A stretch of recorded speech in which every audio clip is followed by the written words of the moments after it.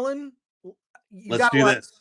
You've got a lot to say on this topic, and Yeah. I really want to hear what you have to say. All right, so let's talk about storytelling and this new style of storytelling that seems to be invading television nowadays. We've suffered through Rings of Power, we suffered through Kenobi, suffered through She-Hulk, and now we've suffered through Velma. And it's this idea of the new style of storytelling, which is far superior than traditional storytelling in the past. And I will tell you why it's not.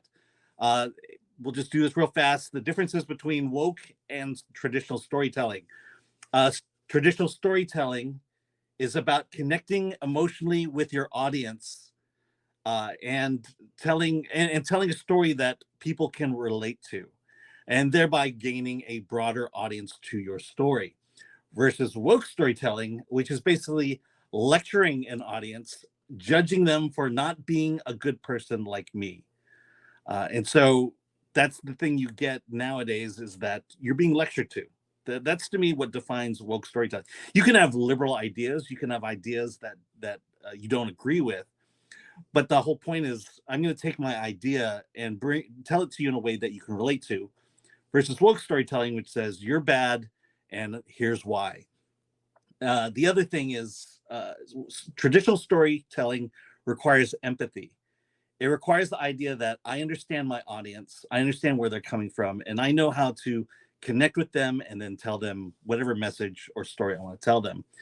Versus woke storytelling, which requires judgment. You're a bad person. I'm a better person than you. I am more enlightened than you, and so now I'm going to lecture you, preach to you, and by the end you're gonna understand why you are a horrible person. And I'll use The Last of Us, the last episode of The Last of Us, the episode 3, versus Knock at the Cabin. Um, I didn't really have a problem with the gay storyline in episode 3. I thought it was well told, beautifully told. But then you see all the news reports about it, about how the director wanted to trick his audiences, or the creator wanted to trick his audiences into watching a gay love story, which falls in line with I'm lecturing you, I'm judging you, and guess what? This gay storyline, one and done. It'll never appear in the rest of the series, and checkbox done. So now they've fulfilled that requirement of not having gay characters or gay storylines in the rest of the series. Versus A Knock at the Cabin, the reason the gay storyline works in A Knock at the Cabin is because that story couldn't be told unless it was two gay men in the lead role or as the pivotal part of that story. There's this idea that in order to stop the apocalypse, these two people who love each other, one has to kill the other. If it was a traditional marriage, a man and a woman, 99% of the time, it's the man who dies. But in the gay relationship, now you can play around. You can say, well, which one is it going to be? Because both of them are willing to take the bullet. And now you have that conundrum. And that's how you incorporate, a non-traditional story into your story and make it pivotal, make it a plot point, a story point that has to be played out. And it's not tacked on just for virtue signal points. So, yeah. So, I mean, I think this is the fear that we have of television going forward, is when will the studios realize that maybe traditional storytelling that has been told for thousands of years still works and will still make them a lot of money. And there you go. Let's return to traditional storytelling. Chris, your thoughts?